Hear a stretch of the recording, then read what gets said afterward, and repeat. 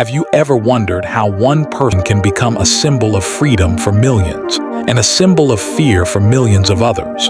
The strange part is this: both sides believe they're telling the truth. So who was Che Guevara really?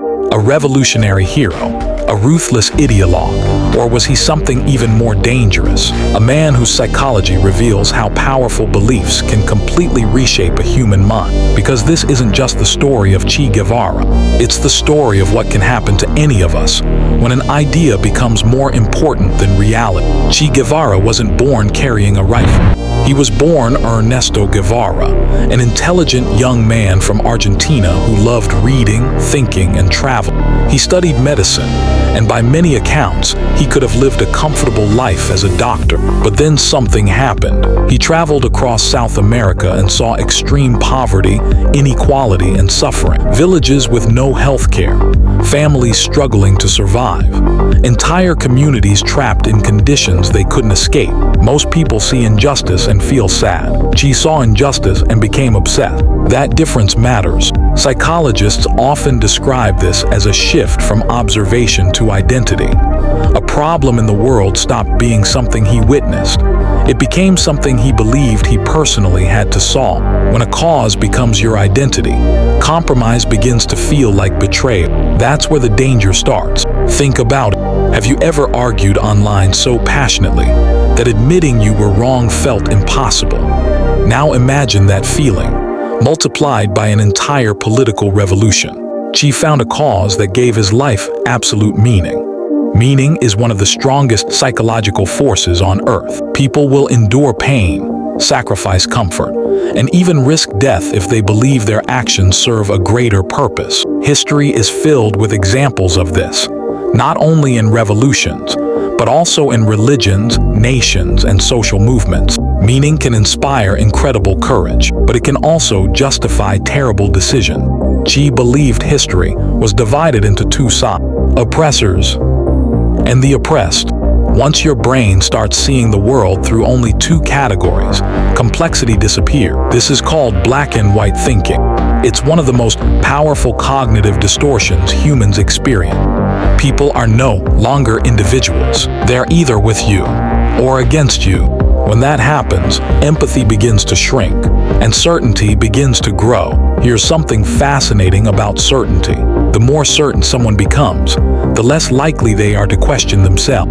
Not because they're evil, because the human brain loves consistency. Once we deeply commit to an identity, our minds naturally search for information that confirms what we already believe. Psychologists call this confirmation bias, and it's something every single one of us experiences. Che wasn't immune to it. Neither are we. Imagine wearing glasses with red lenses every day. Eventually, you stop noticing the glasses. You simply believe the world is red. Ideologies can work the same way.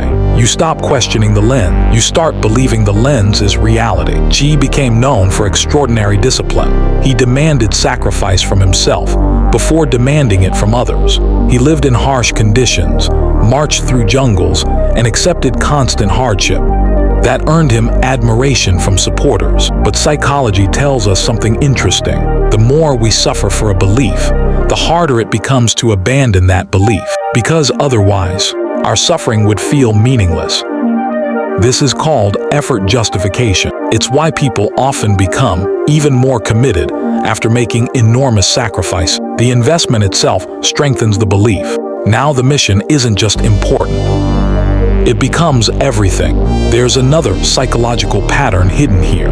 When people believe they're fighting absolute evil, almost any action can start feeling morally acceptable. History repeatedly warns us about this, not because every revolutionary is the same, not because every ideology leads to the same outcome, but because human psychology follows familiar patterns. When the goal becomes sacred, the methods often stop being questioned.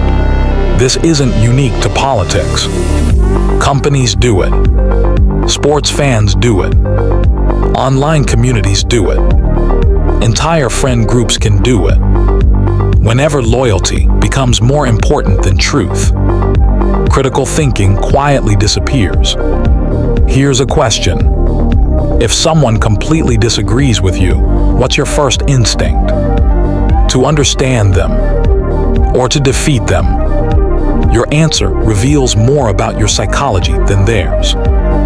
Che inspired millions because he represented courage, sacrifice, and resistance against systems many believed were deeply unjust.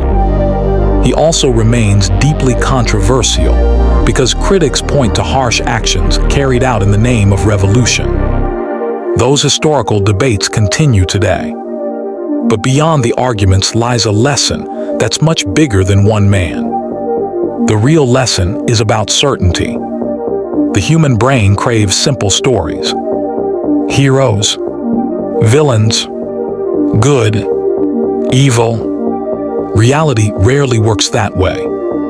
The most dangerous people aren't always the ones filled with hatred. Sometimes they're the ones completely convinced they're saving the world. Because when doubt disappears, so do limits. That's why questioning yourself is one of the healthiest habits you can build. Not because it makes you weak, because it protects you from becoming trapped inside your own beliefs. Confidence without reflection becomes arrogance. Purpose without empathy becomes fanaticism. And certainty without humility becomes dangerous.